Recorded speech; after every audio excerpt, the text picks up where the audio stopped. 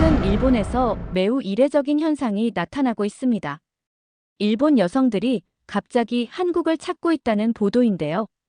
심지어 일부 여성들은 자신의 일상까지 버리고 한국행 비행기를 타고 있다는 소식이 전해지며 일본 사회가 혼란에 빠졌습니다. 오늘 만나볼 주인공은 오사카의 병원에서 근무하는 28세의 간호사 사유리 씨입니다. 그녀는 평범하고 행복한 삶을 꿈꿨지만 예상치 못한 문제로 깊은 좌절에 빠졌다고 합니다. 그런 그녀가 돌연 모든 것을 내려놓고 한국행 비행기를 탔습니다. 그녀는 왜 갑자기 한국을 찾게 된 걸까요? 과연 일본 사회의 무엇이 그녀를 그렇게 힘들게 만들었던 걸까요? 그리고 한국에서 그녀에게 일어난 일은 우리가 상상하는 것과 전혀 다를지도 모릅니다. 오늘의 이야기는 한 일본 여성의 놀라운 선택과 그 뒤에 숨겨진 진짜 이유를 전해드리겠습니다. 이야기 시작 전 구독과 좋아요는 저에게 큰 힘이 됩니다. 여러분이 생각하는 이유는 무엇인가요? 지금 바로 댓글로 의견을 남겨주세요. 저는 사유리입니다. 올해 28살이고 오사카에 있는 큰 종합병원에서 간호사로 일하고 있어요. 사실 제가 이런 이야기를 하게 될 줄은 몰랐는데 지금 생각해보니 그때부터 모든 게 시작된 것 같습니다. 작년 봄이었죠. 대학 동창인 미호와 만났는데 그녀가 결혼 준비를 하고 있다고 하더라고요. 사유리야, 너도 이제 슬슬 결혼 생각해야지. 우리 나이가 벌써 28이야. 미호의 말에 저도 고개를 끄덕였습니다. 주변 친구들이 하나둘 결혼을 하기 시작했거든요. 그래서 저도 본격적으로 결혼을 생각하게 됐어요. 처음에는 설렜죠. 드디어 제 인생의 반려자를 만날 수 있겠구나 하는 기대감이 있었습니다. 하지만 현실은 정말 달랐어요. 오사카에서 소개팅을 몇 번 나가봤는데 만나는 남자들마다 첫마디가 똑같았거든요. 연봉이 얼마나 되세요? 집은 갖고 계신가요? 부모님 재산은 어느 정도인지 알 수 있을까요? 처음 들었을 때는 충격이었습니다. 안녕하세요. 인사도 제대로 안 나누고 이런 질문부터 하다니요. 두 번째, 세 번째 소개팅에서도 마찬가지였어요. 저를 한 사람으로 보는 게 아니라 조건을 따지는 물건처럼 대하는 거죠. 병원에서 밤 근무를 마치고 집으로 돌아가는 길에 정말 많은 생각이 들었습니다. 이게 정말 사랑일까? 이렇게 계산적이고 차가운 게 결혼의 시작일까? 마음 한편으로는 서글픔이 밀려왔어요. 부모님께 이런 이야기를 했더니 오히려 저를 탓하시더라고요. 사유리야, 요즘 세상이 어떤데 그런 식으로 생각하니? 결혼은 현실이야.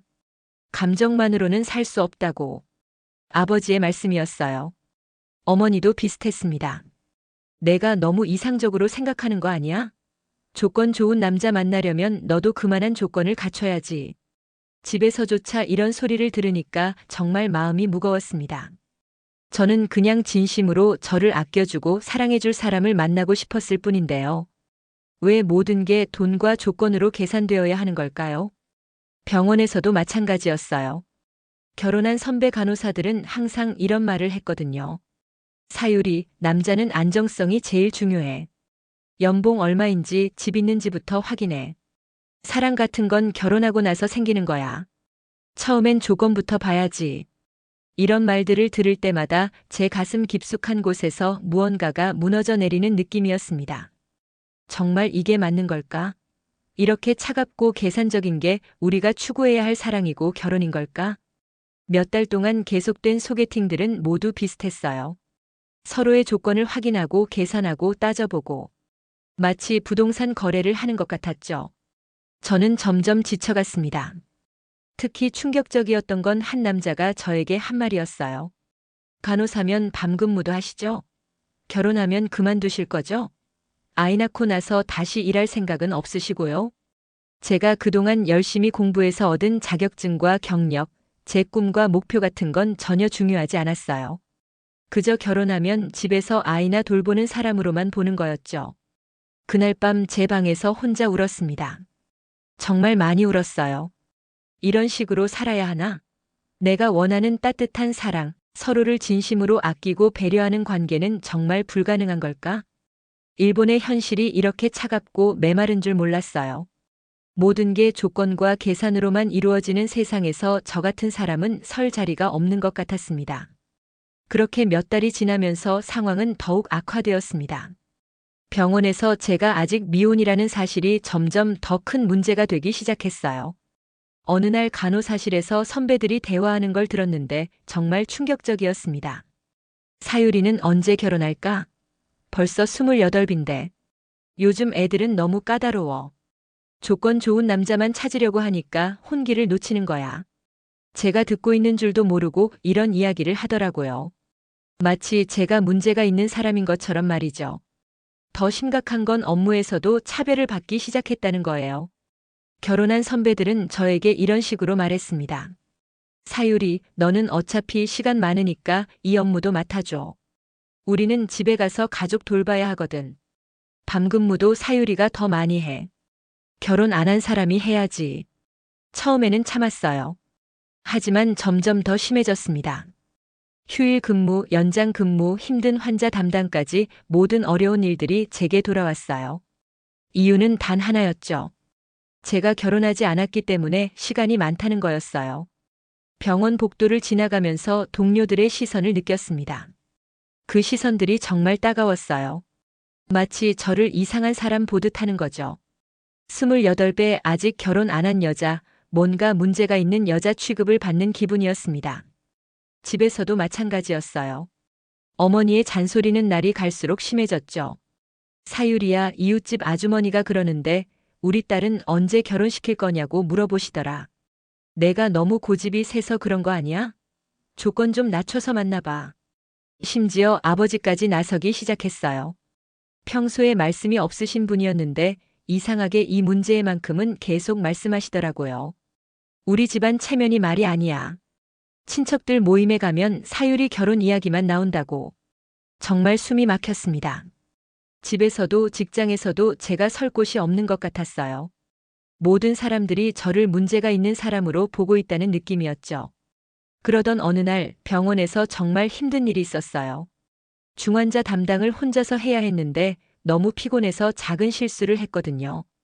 약물 투여 시간을 조금 늦게 기록한 거였는데 수간호사가 저를 불러서 이렇게 말했습니다. 사유리, 요즘 너 집중력이 떨어지는 것 같은데? 개인적인 문제 때문에 업무에 영향을 주면 안 되지. 개인적인 문제라고 하시면 결혼 문제 말이야. 그런 스트레스 때문에 일에 집중을 못하는 거 아니야? 그 순간 정말 억울했어요. 제가 실수한 건 개인적인 문제 때문이 아니라 과도한 업무량 때문이었거든요. 하지만 모든 걸 제가 미혼이라는 이유로 돌리더라고요.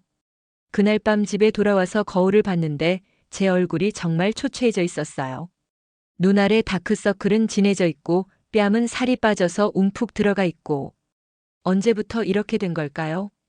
잠을 자려고 누웠는데 잠이 안 왔습니다. 온갖 생각들이 머릿속을 맴돌았어요. 정말 제가 이상한 걸까? 제가 너무 이상적으로 생각하는 걸까? 그냥 조건만 보고 적당한 사람과 결혼해버릴까? 하지만 그럴 수가 없었어요. 제 마음이 허락하지 않았거든요.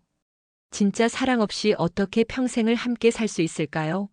그렇게 살면서 행복할 수 있을까요? 점점 우울해졌습니다. 아침에 일어나는 것조차 힘들어졌어요. 병원에 가는 것도 싫고 사람들과 마주치는 것도 싫었죠. 제가 어디에도 속하지 못하는 사람 같은 기분이었습니다. 그러던 중에 또 다른 사건이 벌어졌어요. 병원 직원 회식 자리에서였는데 술에 취한 한 선배가 저에게 이런 말을 했거든요. 사유리야, 너 혹시 남자에게 문제가 있는 거 아니야? 아니면 너무 까다로워서 그런 거야? 그 순간 정말 모든 게 무너지는 기분이었습니다. 눈물이 핑 돌았지만 참았어요. 하지만 가슴 깊숙한 곳에서 뭔가가 완전히 부서지는 소리를 들었습니다. 그 회식 이후로 제 상황은 정말 최악이 되었습니다. 병원에서 제게 쏟아지는 시선들이 더욱 차가워졌어요. 마치 저를 문제가 있는 사람으로 낙인 찍은 것 같았죠. 업무 실수도 점점 잦아졌습니다. 밤에 잠을 제대로 못 자니까 낮에 집중력이 떨어졌어요. 환자 차트를 잘못 기록하거나 약물 준비할 때 실수를 하거나 예전에 저라면 절대 하지 않았을 실수들이었죠. 어느 날은 정말 큰일이 날 뻔했어요. 혈압약을 준비하다가 용량을 잘못 계산했거든요. 다행히 다른 간호사가 발견해서 문제없이 넘어갔지만 그때 정말 등골이 오싹했습니다. 수간호사가 저를 따로 불러서 말했어요.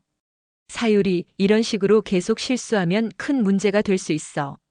환자 생명과 직결되는 일이잖아. 죄송합니다. 앞으로 조심하겠습니다. 조심한다고 될 문제가 아니야. 내가 지금 상태로는 환자를 제대로 돌볼 수 있을지 의문이야. 그 말이 제 가슴을 찔렀습니다. 간호사가 된 이후로 환자 케어에 대해서만큼은 누구보다 자신이 있었거든요. 그런데 이제는 그것마저 흔들리고 있었어요. 집으로 돌아가는 길에 지하철에서 울음이 터졌습니다. 사람들이 쳐다봤지만 신경 쓸 여유가 없었어요. 그냥 눈물이 멈추지 않았거든요. 집에 도착해서 현관문을 열었는데 어머니가 거실에서 전화 통화를 하고 계셨어요. 네, 맞아요. 저희 사유리가 아직 결혼을 안 해서. 네, 정말 걱정이에요. 요즘 애들이 너무 까다로워서. 또 제 결혼 얘기였어요. 어머니는 제가 들어온 줄도 모르고 계속 전화를 하고 계셨죠. 다른 집 애들은 다 시집 갔는데 저희 애만. 아, 정말 창피해서 어디 가기도 싫어요. 그 말을 듣는 순간 제 마음이 완전히 무너졌습니다. 부모님에게조차 제가 창피한 존재였던 거예요. 제가 열심히 일하고 성실하게 살아온 것들은 아무 의미가 없었나 봅니다. 그날 밤 제 방에서 정말 많이 울었어요. 베개가 눈물로 흠뻑 젖을 정도로 울었죠. 이렇게 살아서 뭐 하나 싶었습니다. 다음 날 병원에서도 마찬가지였어요. 환자를 돌보면서도 계속 멍한 상태였죠. 동료들과 대화할 때도 집중이 안 됐고 실수는 계속 늘어났습니다. 점심시간에 병원 옥상에 올라갔어요. 혼자 있고 싶었거든요. 그런데 거기서 2명의 간호사가 제 얘기를 하고 있더라고요. 사유리 정말 요즘 이상하지 않아? 실수도 너무 많이 하고. 그러게. 개인적인 문제가 일에까지 영향을 주면 안 되는데. 저는 그 자리에서 얼어붙었습니다. 숨어서 듣고 싶지 않았지만 발이 떨어지지 않았어요. 결혼 못해서 스트레스인가? 그런데 저 성격으로는 당연한 거 아니야? 너무 이상적으로 생각하는 것 같아. 현실을 모르는 거지. 그 순간 정말 숨이 막혔습니다. 제가 어떻게 살아야 할지 모르겠더라고요. 어디에도 제가 설 자리가 없는 것 같았어요. 그날 저녁 집에 돌아와서 거울을 봤는데 제 얼굴이 정말 초라해 보였습니다. 언제 이렇게 늙어 보이게 됐을까요? 눈에는 생기가 없고 입가는 처져 있고 마치 모든 희망을 잃은 사람 같았어요. 부모님과 저녁을 먹는데 아버지가 말씀하셨어요. 사유리야, 너 때문에 우리가 친척들 앞에서 얼굴을 들 수가 없다. 아버지, 다른 집 딸들은 다 잘 살고 있는데 너만 이런 식이야. 도대체 뭘 원하는 거냐? 어머니도 거들었습니다. 그냥 적당한 사람이라도 만나서 결혼해. 이대로 늙어서 혼자 살 생각이야? 그 순간 정말 모든 게 끝난 것 같았어요. 가족들조차 저를 이해해주지 않는다면 제가 누구에게 기댈 수 있을까요? 그날 밤 침대에 누워서 천장을 바라봤습니다. 정말 오랫동안 생각했어요. 이렇게 사는 게 의미가 있을까? 모든 사람들이 저를 문제가 있는 사람으로 보고 제 자신조차 확신이 서지 않는 상황에서 계속 버틸 수 있을까? 눈물이 또 흘렀습니다. 이번에는 소리내어 울지도 않았어요. 그냥 조용히 절망스럽게 흘러내리는 눈물이었죠. 제 인생이 이렇게 끝나는 건 아닐까 하는 생각까지 들었습니다. 다음 날 아침에 일어나기가 정말 힘들었어요. 병원에 가고 싶지 않았고 사람들과 마주치고 싶지도 않았죠. 하지만 어쩔 수 없이 일어나서 준비했습니다. 그런데 거울 속 제 모습이 정말 처참했어요. 완전히 기운이 빠진 모습이었죠. 그런 절망적인 나날들이 계속되던 어느 날 밤이었어요. 병원에서 야근을 마치고 집에 돌아왔는데 정말 지쳐서 아무것도 하고 싶지 않았습니다. 그냥 침대에 누워서 스마트폰을 만지작거리고 있었어요. 별 생각 없이 유튜브를 켰는데 추천 영상 중에 한국 드라마 클립이 있더라고요. 제목은 기억나지 않지만 남자 주인공이 여자 주인공을 위해 뭔가를 하는 장면이었어요. 처음에는 그냥 심심해서 클릭했습니다. 별 기대도 없었고요. 그런데 영상을 보는 순간 정말 충격을 받았어요. 한국 드라마 속 남자 주인공은 여자 주인공에게 이렇게 말하더라고요. 당신이 힘들어하는 모습을 보니까 제 마음도 아파요. 제가 당신 곁에 있을게요. 그 말을 듣는 순간 가슴이 뭉클했습니다. 언제 마지막으로 이런 따뜻한 말을 들어봤나 싶었어요. 일본에서 만났던 남자들은 조건부터 물어봤는데 한국 남자는 상대방의 마음을 먼저 걱정하는 거였죠. 더 놀라운 건 그 다음 장면이었어요. 남자 주인공이 여자 주인공의 가족들과 함께 식사하는 장면이 나왔는데 정말 자연스럽게 어른들께 인사드리고 배려하는 모습이었거든요. 어머니 많이 드세요. 제가 더 가져다 드릴게요. 아버지, 오늘 하루 어떠셨어요? 이런 식으로 가족들을 진심으로 챙기는 모습이었어요. 마치 진짜 가족인 것처럼 따뜻하게 대하더라고요. 저도 모르게 눈물이 났습니다. 이런 남자가 정말 존재할까? 이렇게 따뜻하고 배려심 깊은 사람이 실제로 있을까? 그날 밤 잠을 못 잤어요. 계속 그 영상이 머릿속에 맴돌았거든요. 그래서 다른 한국 드라마 클립들도 찾아봤습니다. 정말 신기했어요. 대부분의 한국 드라마에서 남자 주인공들은 비슷했거든요. 여자를 조건으로 보는 게 아니라 한 사람으로 존중하고 가족을 소중히 여기고 상대방의 마음을 먼저 헤아리려고 하는 모습이었어요. 다음 날 병원에서도 계속 그 생각만 났습니다. 혹시 이게 그냥 드라마니까 과장된 건 아닐까? 실제 한국 남자들도 정말 저럴까? 점심시간에 인터넷으로 한국에 대해 찾아봤어요. 한국의 가족 문화, 연애 문화에 대한 글들을 읽어봤는데 정말 놀라웠습니다. 한국에서는 남자들이 여자친구의 부모님께 안부 인사를 드리는 게 당연하다는 거예요. 명절이나 생일 같은 날에는 꼭 챙겨드린다고 하더라고요. 그리고 연인 관계에서도 서로의 감정을 중요하게 생각한다는 내용이었어요. 일본과 정말 다르더라고요. 여기서는 모든 게 조건부터 따지는데 한국은 마음과 정성을 더 중요하게 생각하는 것 같았어요. 그날 저녁에도 한국 드라마를 더 찾아봤습니다. 볼 때마다 감동이었어요. 특히 남자 주인공이 여자 주인공에게 하는 말들이 너무 따뜻했거든요. 당신의 꿈을 응원할게요. 제가 항상 당신 편이에요. 당신이 행복하면 저도 행복해요. 이런 말들을 들으면서 정말 많은 생각이 들었습니다. 왜 일본 남자들은 이런 말을 안 할까? 왜 여기서는 모든 게 계산적이고 차가울까? 며칠 동안 계속 한국 관련 영상들을 봤어요. 한국 남자들이 가족을 대하는 모습, 연인을 대하는 모습들을 보면서 점점 더 관심이 생겼습니다. 특히 인상 깊었던 건 한 영상에서 본 한국 남자의 인터뷰였어요. 저는 결혼할 때 조건보다는 마음이 더 중요하다고 생각해요. 서로 사랑하고 존중하면 어떤 어려움도 이겨낼 수 있거든요. 정말 충격적이었습니다. 일본에서는 들어본 적 없는 말이었거든요. 여기서는 모든 남자들이 조건부터 따지는데 한국 남자는 마음이 우선이라고 하는 거예요. 그때부터 제 마음에 변화가 생기기 시작했습니다. 혹시 제가 찾고 있던 진짜 사랑이 한국에 있는 건 아닐까? 한국 남자들과 만나면 다를까? 어느 날 밤 또 한국 드라마를 보다가 정말 감동적인 장면을 봤어요. 남자 주인공이 여자 주인공의 손을 잡으면서 이렇게 말하는 거였어요. 당신과 함께라면 어떤 미래든 괜찮아요. 우리가 함께 만들어가는 거니까요. 그 순간 가슴이 뛰었습니다. 이런 사랑이 정말 가능한 걸까? 조건이나 계산 없이 순수하게 서로를 사랑하는 게 가능할까? 처음으로 희망이라는 게 생겼어요. 절망에 빠져 있던 제게 한국이라는 새로운 가능성이 보이기 시작한 거죠. 혹시 제가 그동안 잘못된 곳에서 사랑을 찾고 있었던 건 아닐까? 그날 밤 정말 오랜만에 설렘을 느꼈습니다. 한국이라는 나라, 한국 남자들에 대한 호기심과 기대감이 생겼어요. 이게 제 인생의 전환점이 될 줄은 그때는 몰랐지만요. 한국 드라마에 푹 빠져 지내던 어느 날 정말 운명적인 발견을 했어요. 인터넷에서 한국 관련 정보를 찾아보다가 한국의 결혼 중개 플랫폼 광고를 보게 된 거예요. 처음에는 반신반의했습니다. 일본에도 이런 플랫폼들이 많거든요. 그런데 한국 플랫폼의 소개 영상을 보는 순간 정말 깜짝 놀랐어요. 화면에 나타난 인터페이스가 정말 세련되고 직관적이었거든요. 일본의 어떤 결혼 정보 회사보다도 훨씬 고급스럽고 현대적이었어요. 그런데 더 놀라운 건 기능들이었습니다. 인공지능이 제 성격과 취향을 분석해서 최적의 상대를 추천해준다는 거예요. 단순히 나이나 직업 같은 조건만 맞추는 게 아니라 대화 패턴이나 가치관까지 분석한다고 하더라고요. 이게 정말 가능한 일인가? 저도 모르게 혼잣말을 했어요.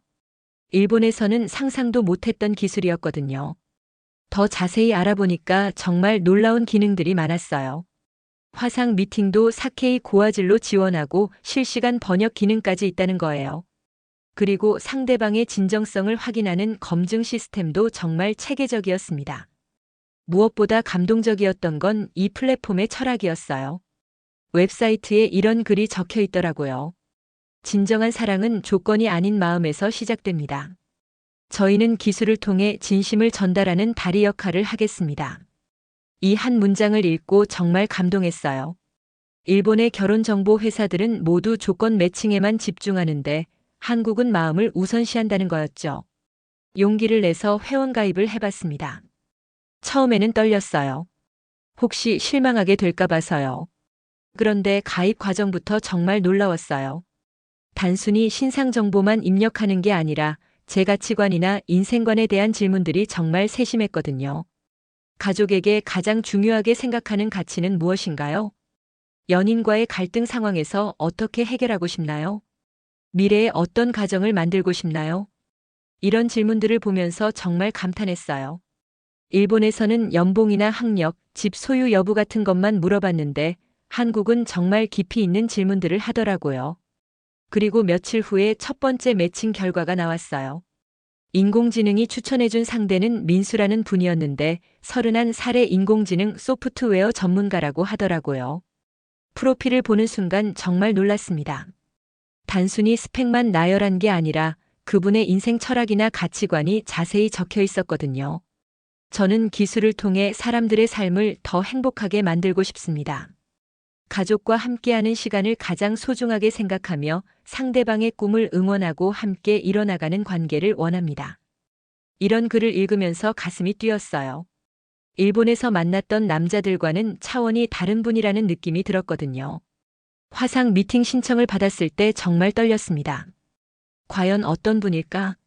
프로필처럼 정말 따뜻한 분일까? 첫 화상 미팅 날이 되어서 접속했는데 화질이 정말 놀라웠어요. 마치 바로 앞에 있는 것처럼 선명하더라고요. 일본의 화상 통화 서비스들과는 비교가 안 될 정도였어요. 그리고 민수님이 화면에 나타났는데 첫인상부터 정말 다르더라고요. 따뜻한 미소를 지으면서 이렇게 인사하시는 거예요. 안녕하세요, 사유리 씨.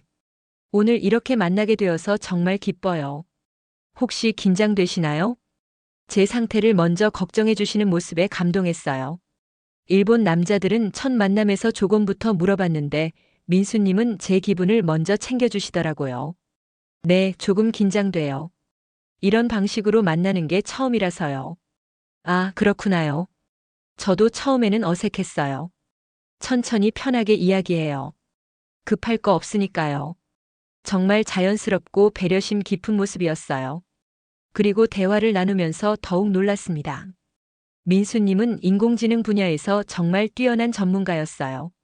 세계적인 IT 기업들과 협업 프로젝트를 진행하고 있다고 하시더라고요. 한국의 AI 기술이 세계 최고 수준이라는 걸 일본에서도 알고 계시나요?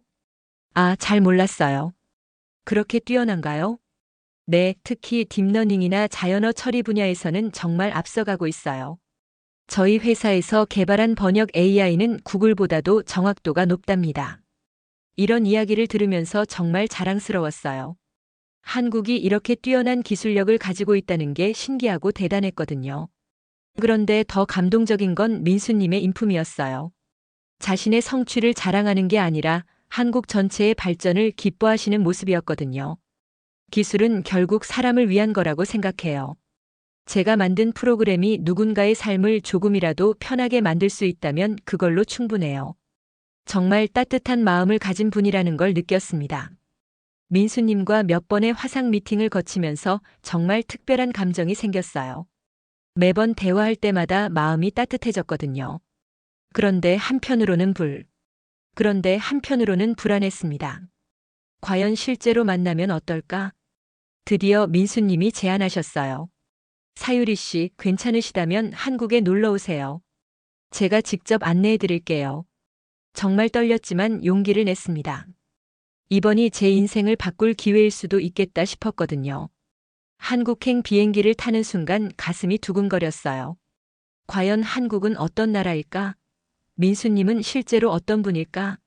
온갖 생각이 머릿속을 스쳐갔습니다. 인천공항에 도착했는데 정말 놀라웠어요. 공항부터가 일본과 달랐거든요. 엄청나게 크고 현대적이면서도 세련된 느낌이었어요.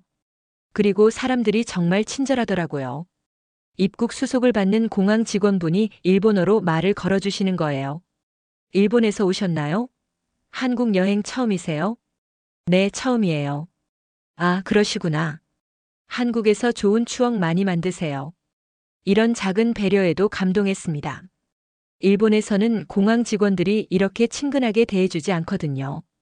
도착 게이트에서 민수님을 만났는데 화상으로 봤을 때보다 더 따뜻한 느낌이었어요. 꽃다발을 들고 서 계시더라고요.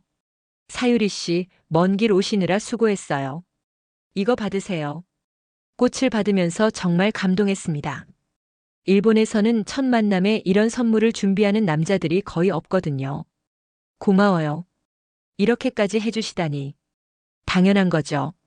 멀리서 와주셨는데 최소한의 예의라고 생각해요. 공항에서 나오면서 민수님이 한국에 대해 설명해 주셨어요. 그런데 정말 자세히 알고 계시더라고요. 역사부터 문화까지 마치 전문 가이드 같았어요. 택시를 타고 이동하면서 서울 시내를 봤는데 정말 놀라웠습니다. 고층 빌딩들이 즐비하고 도로도 잘 정비되어 있고 일본 못지않게 발전된 모습이었어요. 한국이 이렇게 발달된 줄 몰랐어요. 많은 분들이 그렇게 말씀하세요. 한국이 짧은 시간에 정말 많이 발전했거든요. 민수님의 말투에서 조국에 대한 자부심이 느껴졌어요. 하지만 자랑스러워하면서도 겸손한 모습이었죠. 첫 번째로 간 곳은 한국 전통 가옥이 보존된 곳이었어요. 민수님이 한국의 전통 문화를 보여주고 싶다고 하시더라고요. 한국 사람들은 가족을 정말 중요하게 생각해요. 이런 전통 가옥에서도 여러 세대가 함께 살면서 서로를 돌봤거든요. 그 설명을 들으면서 감동했습니다. 일본도 비슷한 전통이 있었지만 요즘은 많이 사라졌거든요. 그런데 한국은 아직도 그런 따뜻한 가족 문화가 살아있다는 거였어요. 점심시간에 한국 전통 음식을 먹었는데 정말 놀라웠어요. 일본에서 먹었던 한국 음식과는 차원이 달랐거든요. 깊고 풍부한 맛이었어요. 와, 정말 맛있어요. 일본에서 먹었던 거와 완전히 달라요. 그렇죠? 역시 본고장 음식이 다르죠.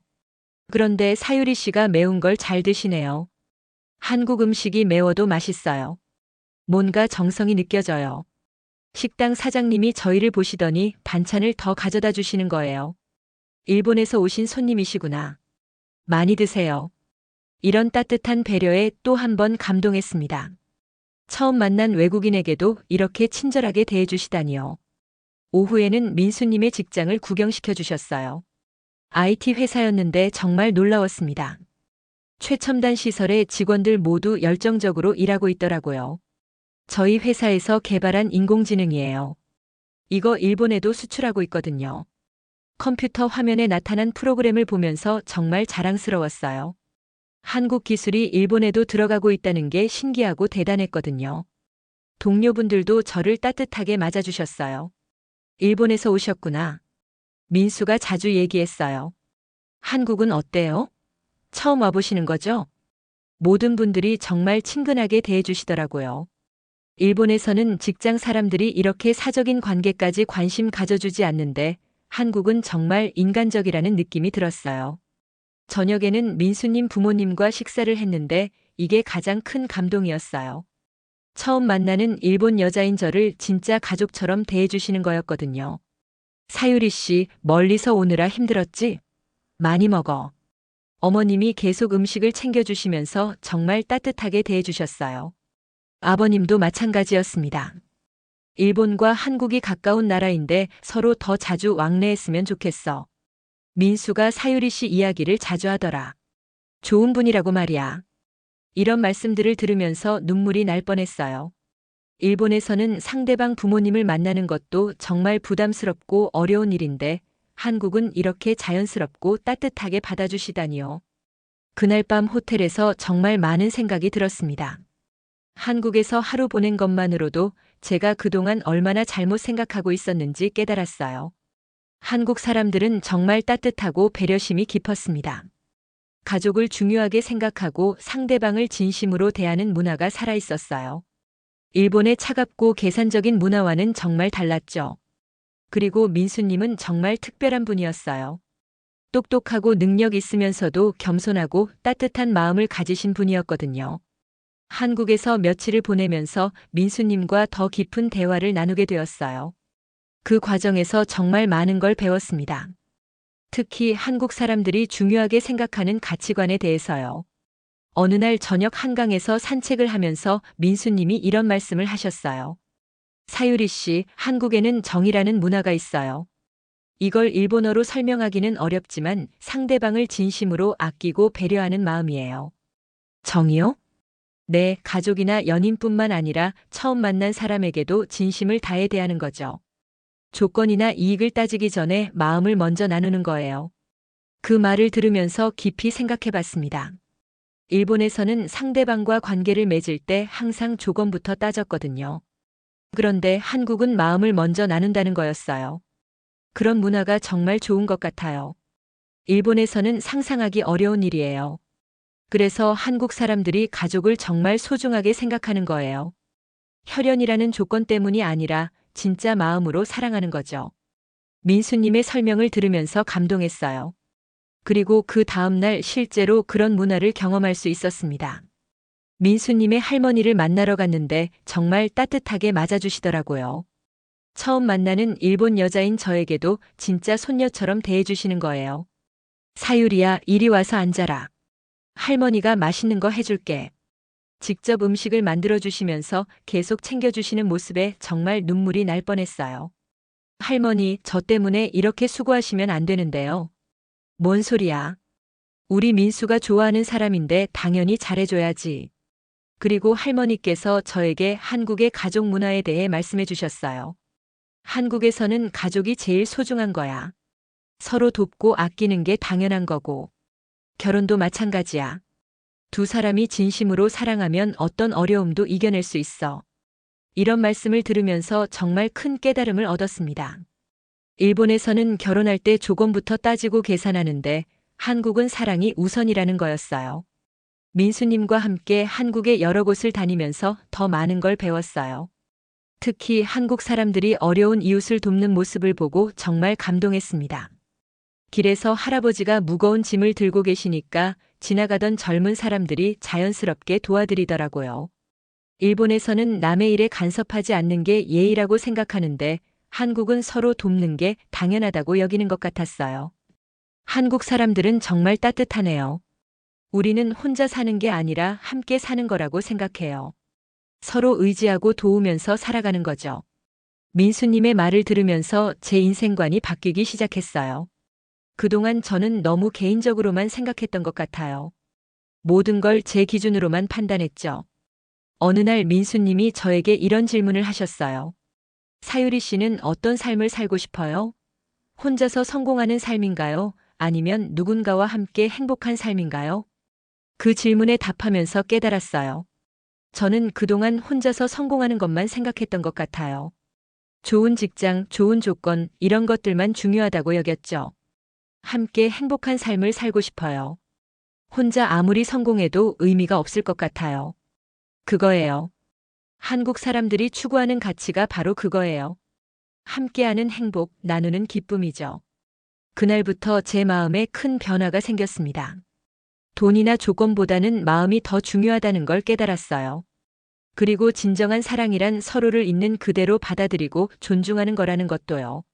민수님과 함께 있으면서 그런 사랑을 직접 느꼈거든요. 민수님은 제 조건이나 외모를 보는 게 아니라 제 마음과 생각을 소중하게 여겨주셨어요. 사유리 씨의 꿈이 뭐예요? 꿈이요? 사실 요즘에는 꿈이 없어졌어요. 그냥 하루하루 버티는 게 전부였거든요. 그럼 이제 새로운 꿈을 만들어 봐요. 저도 도와드릴게요. 이런 대화를 나누면서 정말 힘이 났어요. 일본에서는 누구도 제 꿈에 대해 관심을 가져주지 않았는데 민수님은 진심으로 응원해 주시는 거였어요.